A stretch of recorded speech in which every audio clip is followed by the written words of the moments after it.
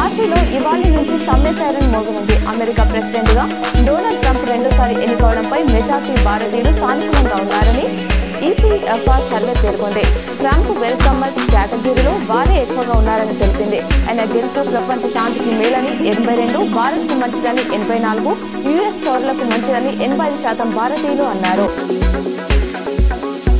మాజీ సీఎం జగన్ పై deputy speaker Raghuramakrishnaraju దాఖలు చేసిన పిటిషన్లను సుప్రీంకోర్టు తిరస్కరించింది.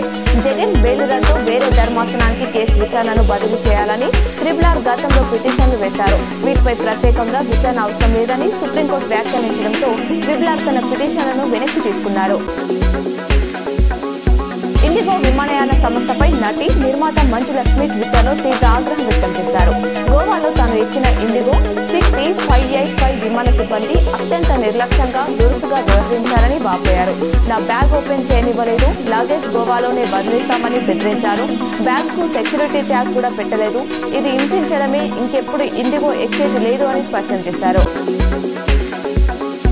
నిజామాబాద్ జిల్లా ఎస్వీఎస్ హాకీ క్లబ్ జట్టు అద్భుత ప్రతిభ కనబర్చి రజత పథకం కైవసం చేసుకుంది. హైదరాబాద్ లో 2వ Mohammed senior cup one day tournament లో భాగంగా ఫైనల్ మ్యాచ్ లో బిహెచ్ఎల్ జట్టుతో తలపడింది. ఓరాఓరిగా సాగిన ఈ తుది స్కోర్ లో ఇరు జట్లు మ్యాచ్ చివరి సమయం వరకు పోరాడి డ్రాగా ముగించుకున్నారు.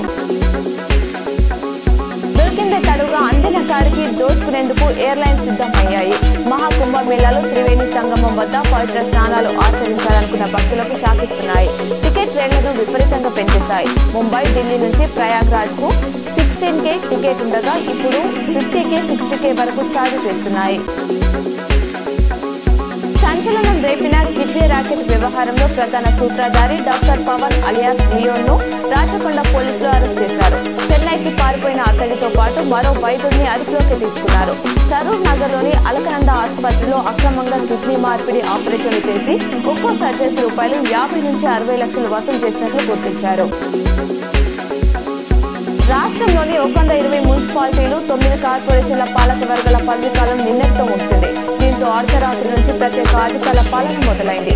ఆయా కార్పొరేషన్లు, మున్సిపాలిటీలకు ఎన్నికలు నిర్వహించడంపై ప్రభుత్వం దృష్టి సారించింది. ఈ నెల 28తో కరీంనగర్ కార్పొరేషన్ పాలక వర్గం గడువు కూడా ముగియనుంది.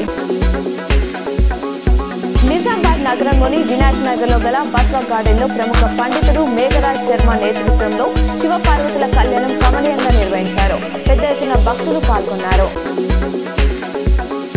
నిజామాబాద్ జిల్లాలోని నిరుద్యోగులకు ప్రైవేట్ రంగంలో ఉద్యోగాల కోసం ఈ నెల 29న ఉద్యోగ మేళా నిర్వహిస్తున్నట్లు జిల్లా ఉపాధ్యాయాధికారి బీపీ మధుసూదన్ రావు తెలిపారు. Rural MLA doctor Bhupath Reddy camp కార్యాలయం సందడిగా మారింది. పలువురు ప్రజాప్రతినిధులు, పలు సంఘాల నాయకులు మర్యాద ప్రియకంగా కలిసి సమస్యలు విన్నవించగా సానుకూలంగా స్పందించారు.